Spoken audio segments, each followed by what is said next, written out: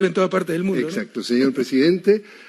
Doctrina Monroe cumple 200 años, es decir, el 23 de noviembre de 1823, un presidente de los Estados Unidos, James Monroe, dice América para los americanos, que cuando uno vive en Estados Unidos puede tener el doble juego de americanos por vivir en el continente americano, pero América para los estadounidenses. ¿Murió la doctrina Monroe? ¿Está viva? ¿Dónde está hoy? No, está más viva que nunca, pero en su origen sí fue ese un poco el sentido, ¿no?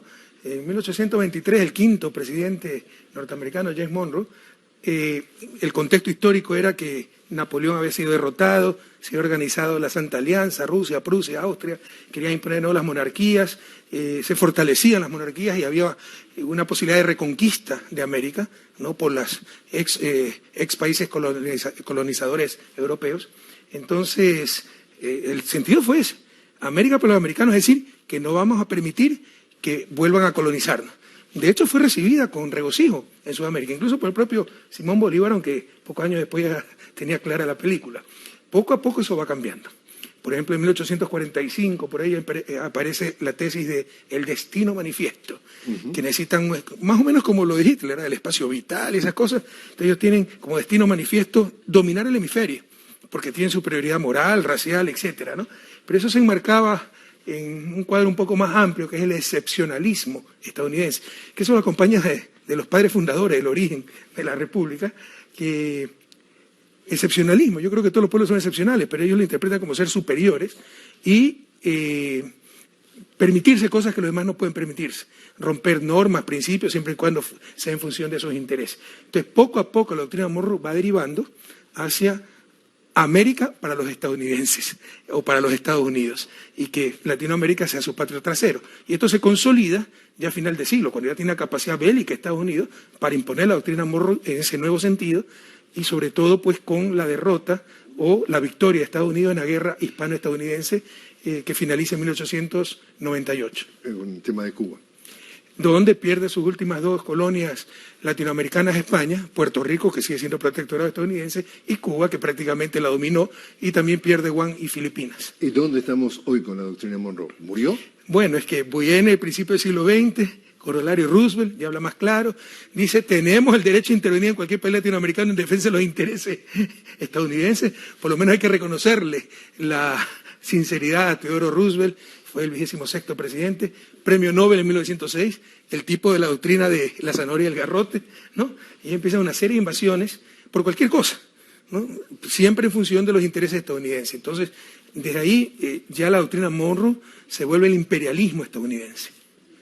Ahora, la pregunta que para los escépticos, dicen, ok, ya conocemos a Estados Unidos porque nos ha de alguna forma neocolonizado y ya sabemos quién es. Y ahora se quejan de que esa teoría de que ese territorio para los estadounidenses, se quejan porque ahora viene lo que es percibido como una posible amenaza a nuestros intereses económicos, por ejemplo, o políticos, que puede ser China, Rusia, Irán, etcétera, etcétera. Y entonces los escépticos dicen, ¿saben una cosa? Esos señores que quieren que cambien las cosas, todo lo que quieren es cambiar un amo por otro. O sacar la mayor ventaja en función de los intereses de nuestro pueblo, de nuestros pueblos, como siempre debe ser.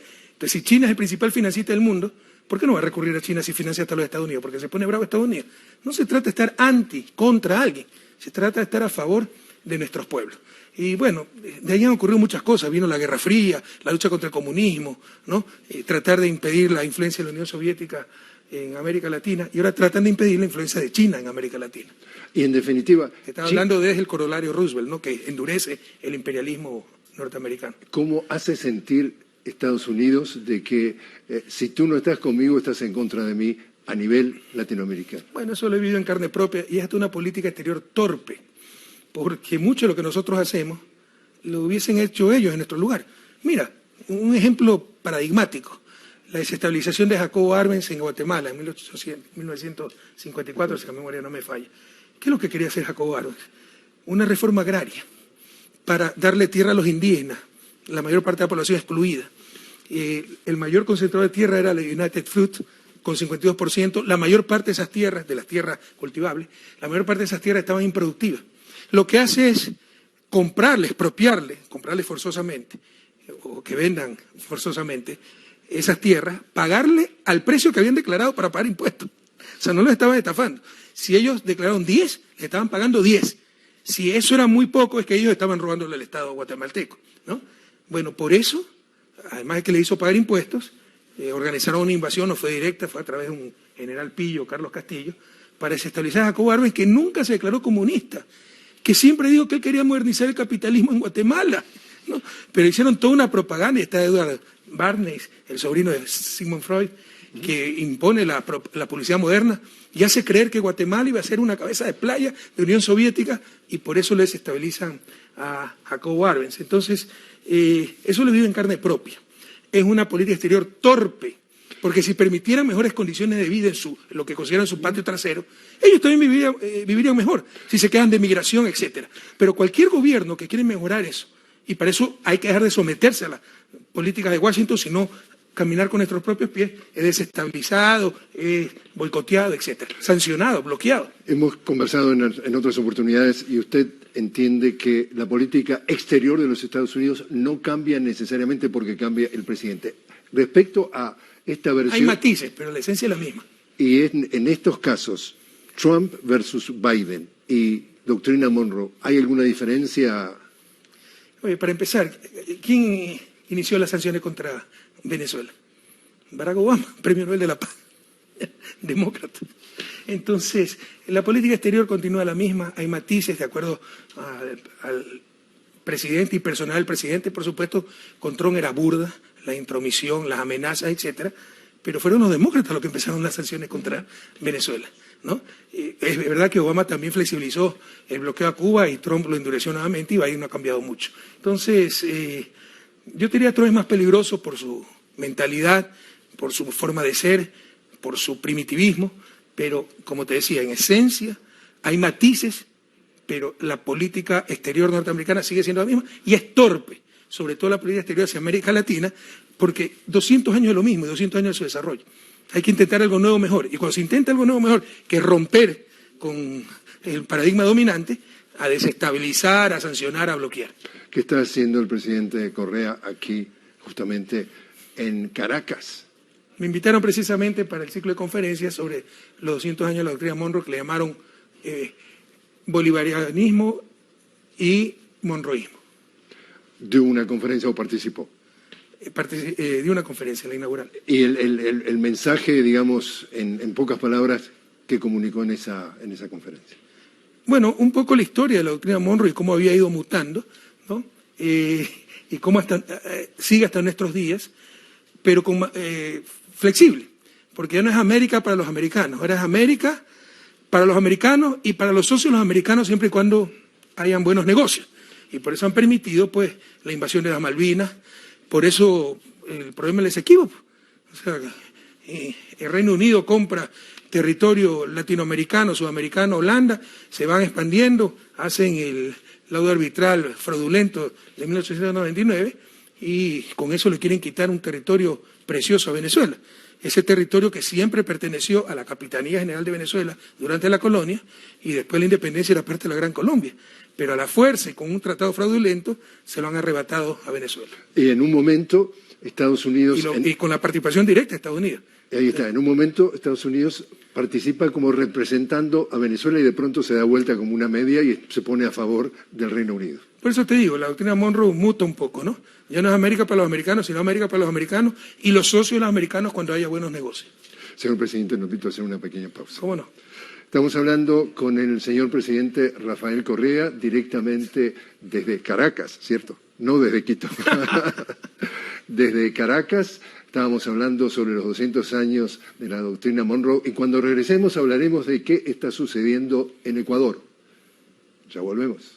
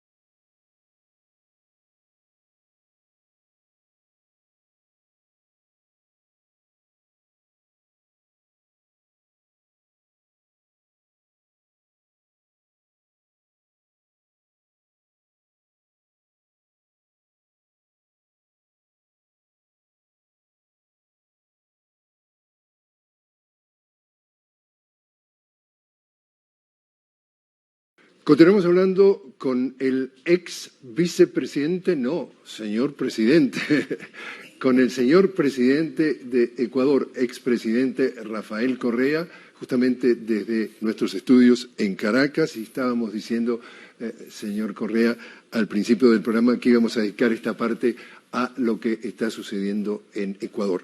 Una semana hace exactamente que asumió el poder el presidente Daniel Noboa. Ya ha habido conversaciones entre los distintos grupos en la Asamblea. Su partido, es decir, la Revolución Ciudadana, tiene el mayor porcentaje dentro de ese grupo para ayudar a coordinar la gobernabilidad. Han hecho, digamos, conversaciones entre los distintos sectores, pero hay un tema que ustedes han traído, ustedes, la Revolución Ciudadana, directamente al frente, que es un juicio político a la fiscal. ¿Qué hay detrás? Mira, déjame contextualizar la respuesta, ¿no? Desde que yo salí de la presidencia en mayo del 2017, bueno, Ecuador le llamaban el jaguar de América Latina y Europa, era ejemplo para Latinoamérica y el mundo. Por darte solo un caso, ¿no? Un programa. Nuestro programa de becas es el más grande de América Latina y el segundo más grande del mundo en proporción al PIB, de becas para estudiantes de posgrado. Yo no he visto destrucción tan rápida, profunda de un país en época de paz, sin bloqueo, como la de Ecuador.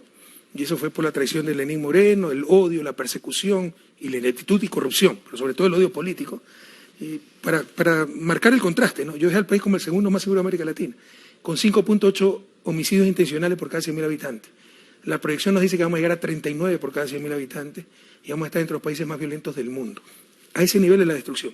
Yo dejé al país, lo tomé con cortes de luz, insuficiencia energética, lo dejé como exportador de energía, vendiendo energía a Colombia y Perú, iluminando en las fronteras a nuestros vecinos, una de las 5 matrices más estables y más amigables con el medio ambiente, una de las 5 matrices eléctricas del mundo, las mejores del mundo, y hoy volvieron los cortes de luz y volvemos a importar energía. El PIB por habitante está a niveles del 2011, volvió la desigualdad, volvió la pobreza, volvió la migración. En mi gobierno el flujo migratorio se revirtió, la gente empezó a volver a su patria. Y en medio de todo esto, la banca, y el presidente anterior era banquero, está rompiendo récord histórico, pero histórico de lejos, en utilidades.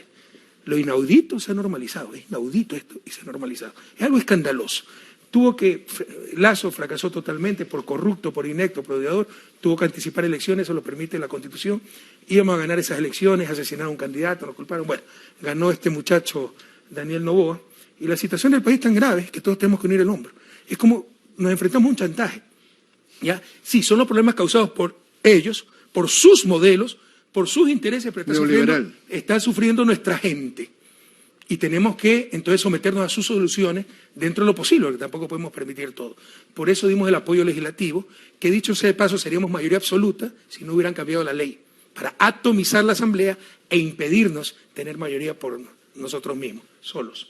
Entonces, pero con todo derecho, porque no tenemos que pedirle permiso a nadie, se necesitan 1/3, me parece, las firmas, o 25%, no recuerdo, sí, 1/3 sería.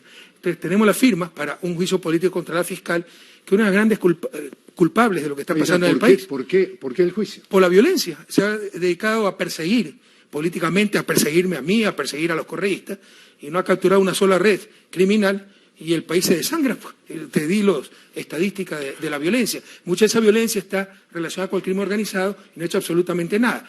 El mayor caso de la historia de narcopolítica del país, el caso de León de Troya, donde está implicado Lazo, por eso anticipó elecciones, porque se lo estaba jugando políticamente en la Asamblea por ese caso, lo ordenó archivar Diana Salazar. Es decir, tiene sus manos manchadas de sangre, es cómplice de lo que ha pasado. Y por último, si estamos mintiendo, ¿qué mejor palestra para demostrar que estamos mintiendo y que ella es la inocente, la honesta, que un juicio político? Pero tratan de evitar por todos los medios el juicio político porque saben que los corruptos siempre fueron ellos. Y han habido 2 presidentes que lo sucedieron a usted. Estamos hablando de Lenín Moreno, que usted lo califica claramente como traidor, después el banquero Lazo. Ambos aparecen en informes como el INA Papers y también el Panama Papers, en el caso de Lazo, en el caso de Moreno. La señora Diana Salazar no ha investigado absolutamente nada. Mira, tú sabes que la prensa no nos quiere mucho porque nunca nos sometimos a ella, la prensa hegemónica. Entonces crearon toda una narrativa. En 10 años es imposible que no tengas caso de corrupción. Pero una cosa es tolerar la corrupción y otra cosa es tener casos de corrupción. Un gobierno honesto no es el que no tiene casos de corrupción, eso es imposible. Es el que no tolera corrupción y jamás la toleramos. Y ahí están las cifras, datos, no relatos. Fuimos el país del 2007 a 2017 durante mi gobierno. Pueden revisar, televidentes, pueden revisar, jóvenes, googleen, ¿no? De Transparencia Internacional, fuimos el país que más bajamos en el ranking de corrupción. Yo encontré el país en el puesto 150, mientras más alto, más corrupto. Los en el puesto 120. De lejos, el país que más redujo puestos en el ranking. Pero no es que pude erradicar todo. Entonces, los casos de corrupción que encontraron, generalizaron. Y tenemos una propaganda permanente de que corrupción, etcétera, y manipulación a la gente. Por ejemplo, casi todos los contratos, es muy normal, sucede en Europa, en Estados Unidos, empieza costando 100 y termina costando 120 porque hubo más movimiento de tierra, porque hubo que hacer una obra complementaria. A eso le llamaron sobreprecios, que es delito, cuando es sobrecosto, ajuste de contrato. Y tú preguntas a los ecuatorianos, y las obras de Rafael Correa, sí hizo obras, pero todas con sobreprecio.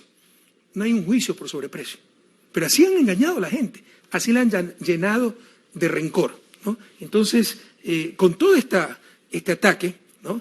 Bueno, han tratado de perjudicarnos. A mí me condenaron por influjo psíquico para no poder participar, me quitaron derechos políticos y todo, y nos ponen frente a hechos consumados, ¿no? Un país destrozado, tenemos que arrimar el hombro porque está de rehén nuestra gente, está sufriendo nuestra gente.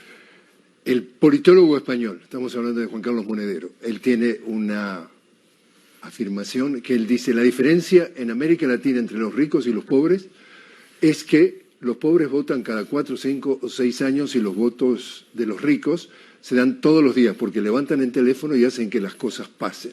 Y él dice, y lo que hacen precisamente estos ricos es dejan instalados en América Latina en puestos claves de la sociedad, del Estado, su gente. Cuando llegan los gobernantes progresistas, como puede haber sido su caso, en realidad ellos llegan al gobierno pero nunca llegan al poder porque el poder sigue en las manos de esos puestos claves y llega la presidenta o la vicepresidenta argentina, Cristina Kirchner, a decir, por ejemplo, como algo representativo, el Poder Judicial ya no es el Poder Judicial, es el Partido Judicial.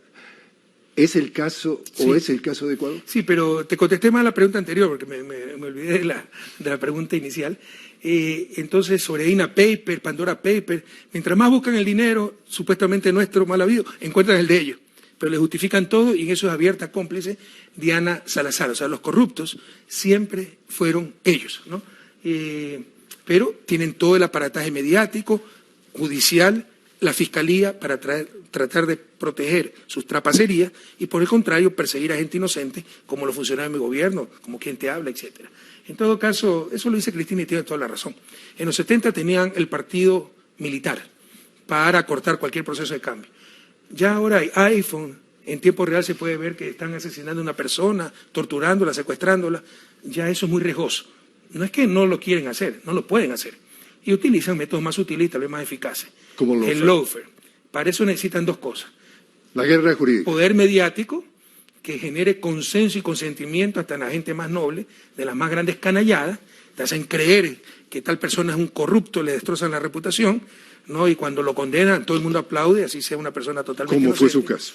Y jueces corruptos o miedosos, que solo copian ya los titulares de la prensa. Entonces, y sí, lo que habla Monedero, un querido amigo, son los poderes fácticos. América Latina no tiene democracia, tiene elecciones, que es diferente. Nos falta todavía mucho para tener una verdadera democracia que significa igualdad de derechos, igualdad de oportunidades, igualdad de condiciones materiales reales. Porque mientras los unos tienen millones para gastar en campaña, como Daniel Noboa, el hijo del hombre más rico del país, ¿ya? Los otros ni siquiera que lo intentó 5 veces. Sí, yo lo derroté a su padre. Otros ni siquiera pueden ir a votar, porque tienen que preocuparse de darle a comer a sus hijos, ¿ya? Entonces, América Latina no tiene democracia, tiene elecciones, son dos cosas diferentes. Entonces nos falta mucho para tener una democracia real. Señor presidente, ¿qué pasa? Entre otras cosas, acabar con esos poderes fácticos a lo que se refiere Monedero. ¿Qué pasa con la economía en Ecuador hoy? Destrozada. Se ha hecho todo mal. O sea, nosotros éramos el país con moneda dura, y los que saben economía entienden de esto, es muy difícil crecer. Somos un país caro, se pierde competitividad, no tienes el tipo de cambio para recuperar competitividad, tus vecinos, tus socios comerciales te devalúan, se vuelven más competitivos, tú no puedes responder. Pese a eso crecimos más que el promedio latinoamericano, y lo pueden revisar, queridos jóvenes. Fuimos los campeones regionales en reducción de pobreza, fuimos los campeones regionales en reducción de desigualdad. Fuimos los campeones regionales en inversión pública. Rompimos paradigmas, por ejemplo, el paradigma del Estado rentista. Habían buenos precios del petróleo. Entonces, cuando tienes buenos precios del petróleo, te conformas con eso y no haces nada más. Proporcionalmente más aumentaron los ingresos fiscales que el ingreso petrolero, porque siempre nos preocupamos de una mejor recaudación, mayor eficiencia, luchar contra la evasión. Rompimos paradigmas, ¿no? Entonces, ahora todo eso está en soleta, todo. La evasión campea, la corrupción por todos lados, no hay inversión pública, no creen en el Estado, han quebrado las empresas públicas para después privatizarlas a precio de gallina enferma, no le dieron mantenimiento a las hidroeléctricas, ahora tenemos cortes de luz, ¿no? Y para que la gente diga, basta del Estado ineficiente, las vendan y aplaudan las privatizaciones, la privatización del patrimonio nacional. Entonces, realmente hay graves problemas en economía, no hay generación de empleo, la pobreza ha aumentado, la desigualdad ha aumentado, la gente ha vuelto a migrar, y en ese contexto, la banca rompe récord histórico en utilidades, o sea, y ya nadie se asombra de eso. La desigualdad ha crecido. Pero brutalmente, y ya nadie se asombra de eso. Hay analistas que dicen que el Fondo Monetario Internacional no solamente juega un papel financiero, sino también es un actor político, y citan el caso de la Argentina con el préstamo que le dieron durante el gobierno de Macri, y decía la versión de estos analistas es que lo hicieron para ayudarlo a la reelección y les falló. Pero este nuevo presidente de Ecuador, Daniel Noboa, ya ha ido a Washington a hablar, a buscar fondos. ¿Puede jugar un papel el Fondo Monetario ya para apoyarlo y que fuera a ser reelecto en 16 meses? ¿Quién puede creer en el siglo XXI que el Fondo Monetario solo juega un papel de financista?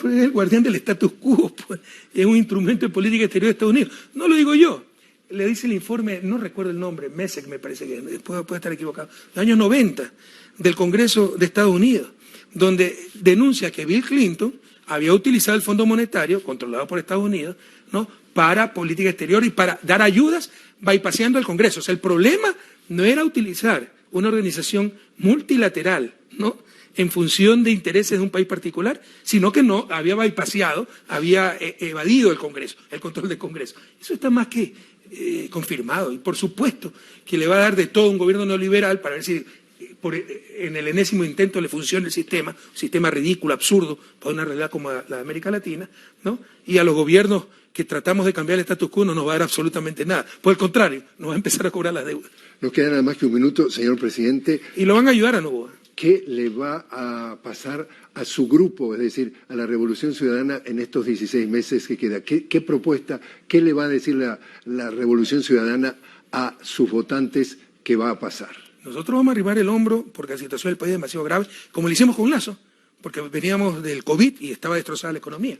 Entonces, no es que compartimos lo que hacen los gobiernos. Los problemas que vemos, ellos mismos los causaron, para vendernos sus soluciones, pero tienen de rehén a nuestro pueblo.